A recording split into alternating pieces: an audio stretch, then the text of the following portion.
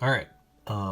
I've had a ton of requests to make a video on how I set up my cubes for blind solving. And yeah, these requests have gone on for a long time now, basically because, I guess like around a year ago or so, it got out that my cubes were good, and the more serious blind solvers tried them, the more people would just ask me how I'm setting cubes up. And I've really boiled it down to a science now, because I've got over 50 GTS 1 cubes set up just the way I like them now. And yeah, it just wouldn't be too hard for me to make a video like outlining how I do that. So that's what this is. The things you're gonna need: obviously a GTS 1. I know this kind of looks like a GTS 2, but it's just because it has GTS 2 stickers. It's actually GTS 1. You can see like those little characteristic ridges on the corners. I guess they just started using GTS 2 stickers on GTS 1s now, which I'm a fan of because the stock GTS 1 stickers really suck. So yeah, and I'm going to basically be explaining everything that you need to do to a totally stock out of the box GTS 1, like stock tensions and not broken in at all, factory lubing it still and everything. And then you're going to need this break-in tool. This comes with the GTS 1 box. I initially thought this thing was a total gimmick, and I thought it was like kind of silly, and then I actually found out how to use it correctly. And when you use it on a brand new GTS before breaking it in, it actually you'll find it makes a huge difference if you use it correctly, and I'll show you what I do with that.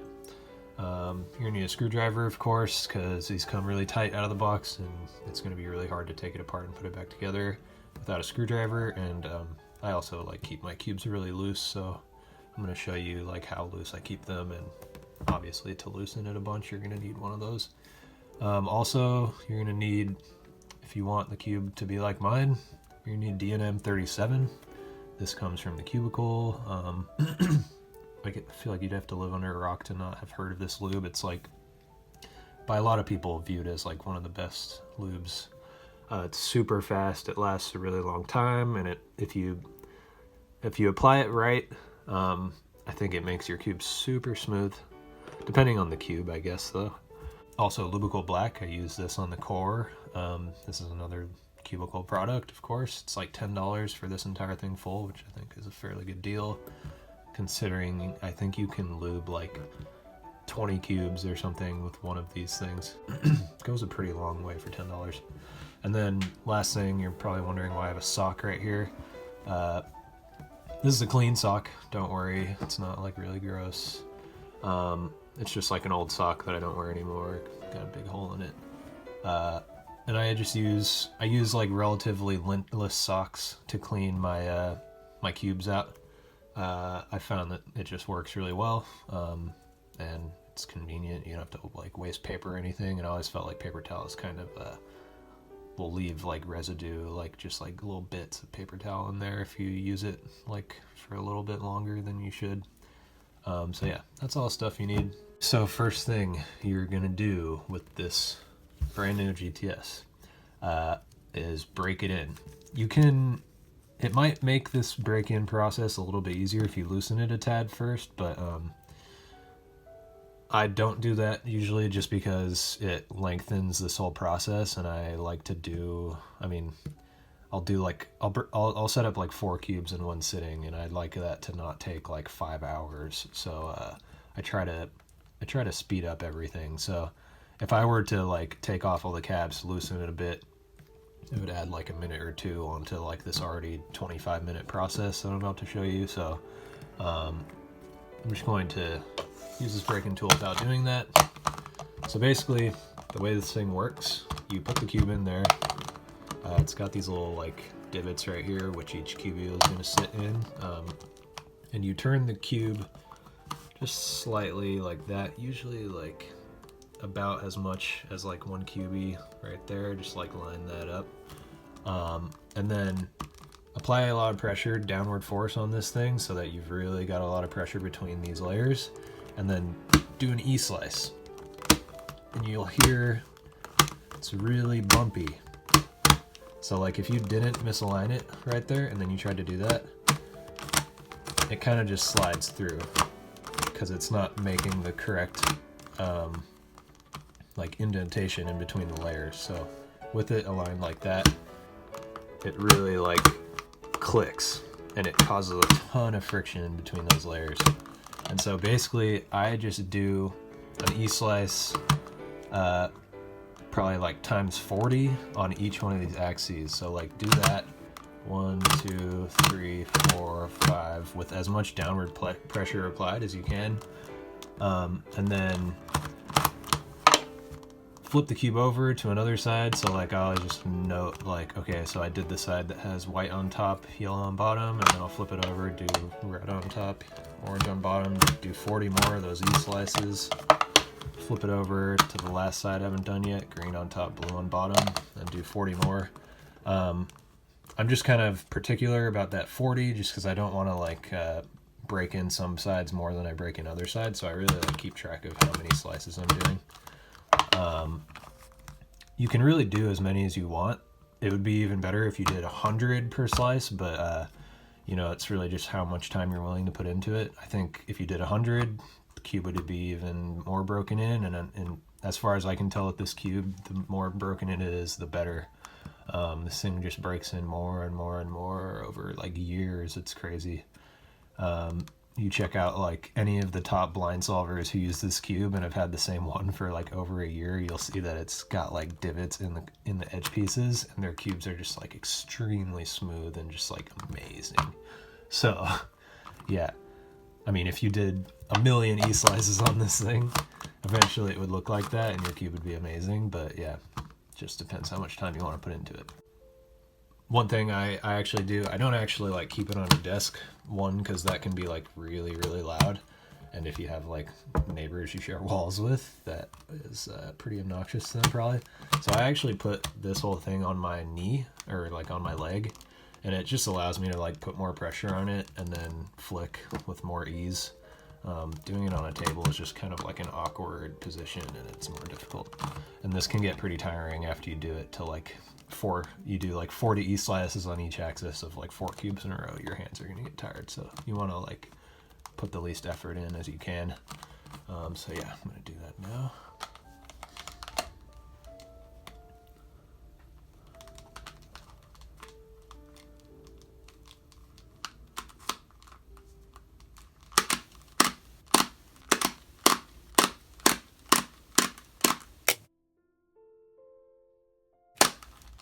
Oh, God, so tired of doing that. All right, so you don't need this anymore until you do another cube, of course. And I think you'll find that just doing that has made probably a significant and noticeable difference to your cube. Just makes it a lot less sandy than it was coming out of the box. And now, next thing we're going to want to do is take it apart for lubing and cleaning out the factory lube. So first thing I do is take off all the center caps. These can be kind of annoying to take out because they've got like a little like suction kind of thing going on underneath the center caps. So I just use like a screwdriver like this and just like slowly apply pressure, or just apply a constant pressure on it, and eventually the thing will just like squeeze off. If I use my fingernails, it just like eventually is like, it feels like it's like ripping my fingernails off because you have to apply a lot of pressure. But yeah, so do that with all of the center caps.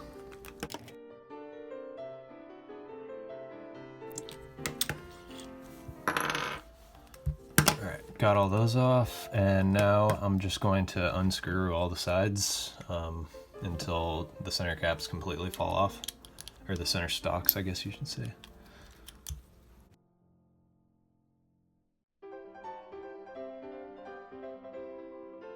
Okay, we got all the center caps off, and now proceed to wiping all the lube off of these pieces using the sock. And so I'll just show you briefly like what I make sure to do on all these pieces. So you'll see that there's like a significant amount of factory lube on this face, that face, There's also a bunch like in between that little area and in this little crevice right there and like below that lip. You're gonna want to get all those places, so I mean it's super easy to just get those faces real quick. And then I'll use like my fingernail on top of the sock to get in that little wedge. And then right there, do the other side, do that top part. And then I stick the side of the sock, the little creased part, inside right there to get underneath that little wedge, torpedo, whatever you call it. And you can just like wipe all the factory lube off of that and then do the other side. And that's about it for the edge pieces. Just try to make sure you get all the factory lube. If you see any else, just wipe it off. And then store it with a clean pile. And for the corners, they're a lot easier. Just wipe all the factory lube off each face. So like, just kind of like that. Make sure to get all three sides. And then just the underside of the corner stock like this. And that's about it for the corners. Sometimes you see that you have like a big piece of flash like right there. And that just kind of annoys me. I don't think it really affects your the turning at all, but if you have like a little knife, you can just like scrape it off if it bothers you. And then yeah, store that with the rest of the clean pieces. And then yeah, repeat for all the rest of the pieces. Hopefully it doesn't take you too long. Kind of depends on how obsessive you are about getting them really clean.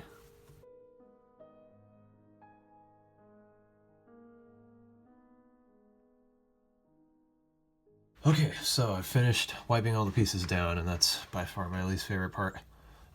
Next thing we're going to do is lube the core.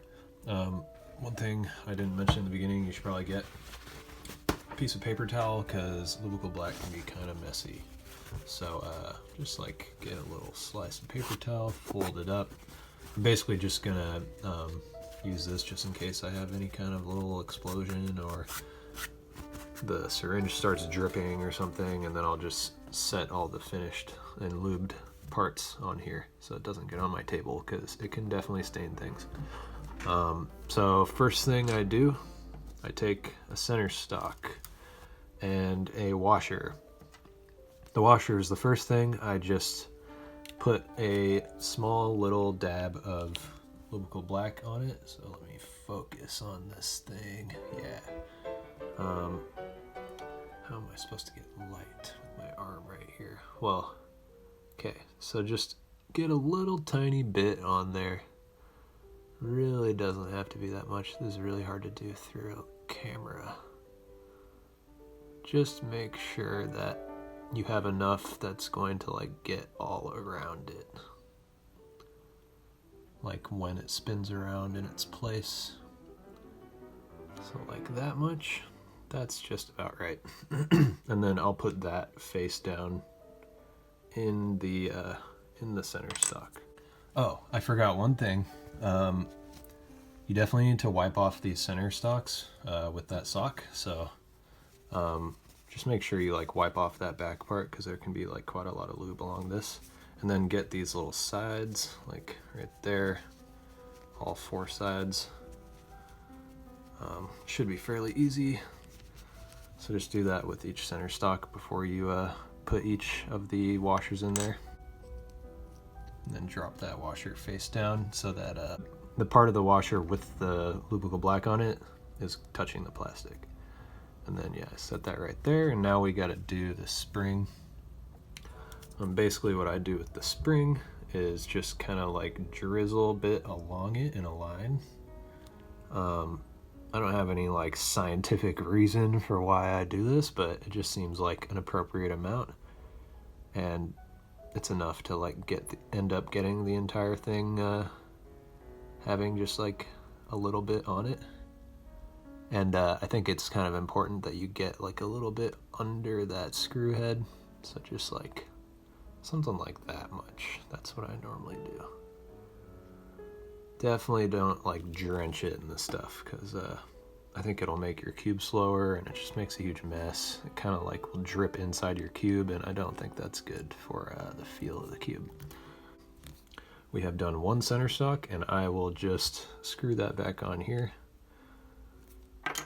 Don't need to screw it on all the way, just so that it stays on there. We will tension it later when the cube is all assembled. So yeah, and then set that on the paper towel. And then do the rest.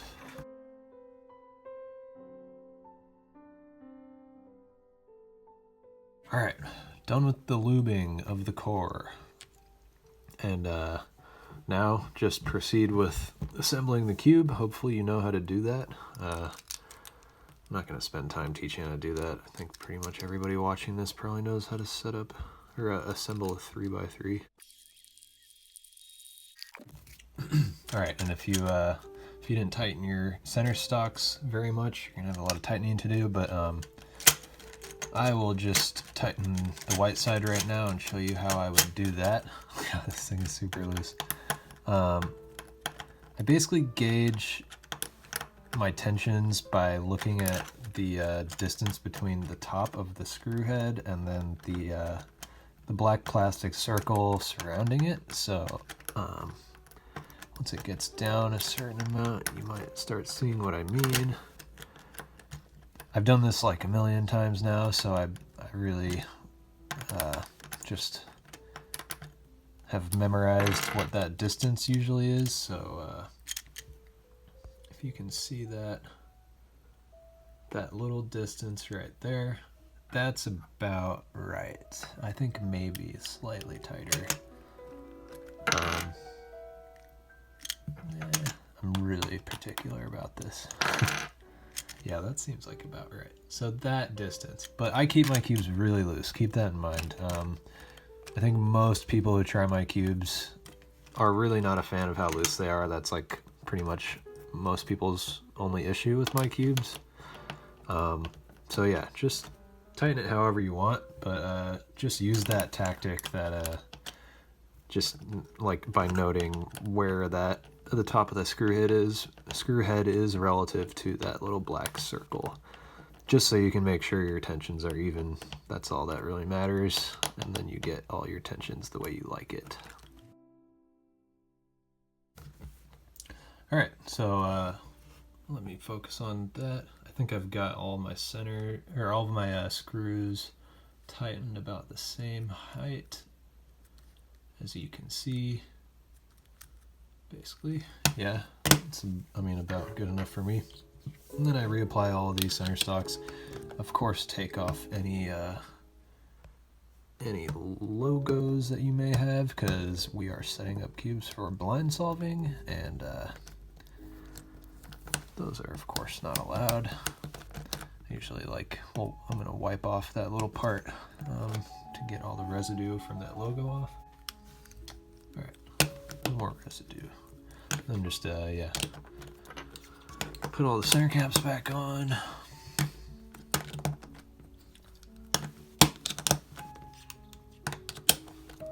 And there we go.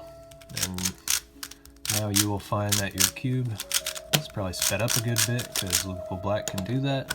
And then, but it's also very dry. And that brings me to the last part of the setup, which is the application of DNM 37, my lifeblood. So what I do first, remove the cap, and I just like pull out a part of an edge piece like that, just so I can see that whole outer part of the piece. And then I just do, let me get this focused, do kind of a large drop on that piece like that. So see that, hopefully. Let it kind of drip inside the cube, and then I'll go to kind of like an opposite side of the cube where there's a corner piece and do equally sized drop on those tracks, so like that much, and let it drip inside. And then I just hand scramble, try to do it kind of daintily at first, or else the lube, since it's fairly watery, it can actually like drip all over the outside of the cube. It seems like I avoided that. And you're going to feel your cube speeding up very quickly. And this is that feeling that I love.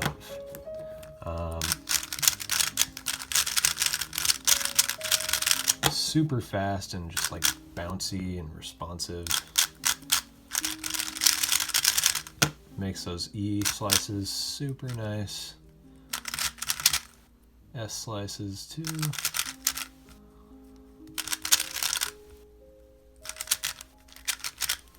So yeah, basically just like hand scramble, do a 3-style solve,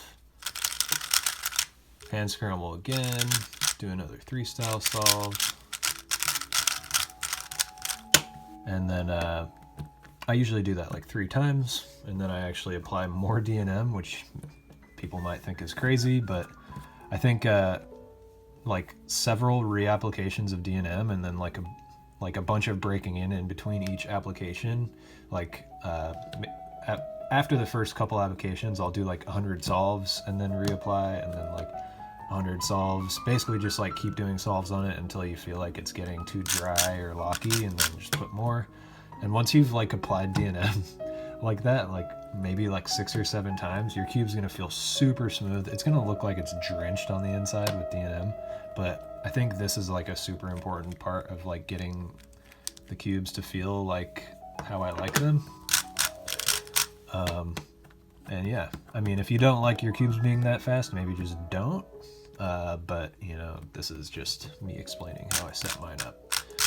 So yeah, you start hand scrambling again.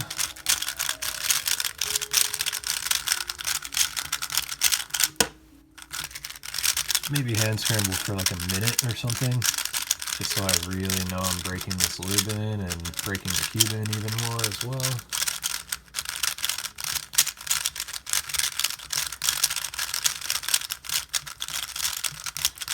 I like to do a lot of like weird S and E slices while I'm breaking my cube in, just because I think it gets like a lot of friction going. And then yeah, stop doing 3-style solve because it's fun.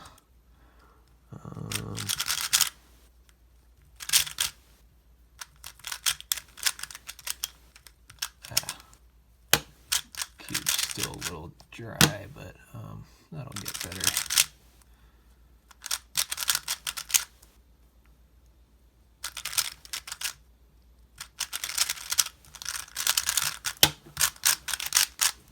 Maybe just do that one more time.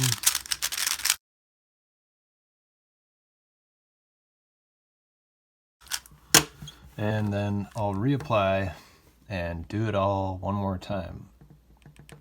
Just drop a little more right there. Go to another side of the cube, drop some on a corner, and just start slowly breaking that in so none of those big drops flip out of the cube. And yeah, you'll feel it starts getting significantly less sandy and dry feeling. And this is how I get a cube to feel the way I like. And yeah, that's about it. After this, it just is pretty repetitive, just breaking in more lube, breaking in more lube. So yeah, but that's about it. If you don't like your cubes this fast, you might try dropping some, getting some angstrom gravitas, whatever the fast one is. I think the slow one would be way too slow, at least in my opinion, but just drop some on like an edge piece and then break that in. And then I would put the D&M on top of that.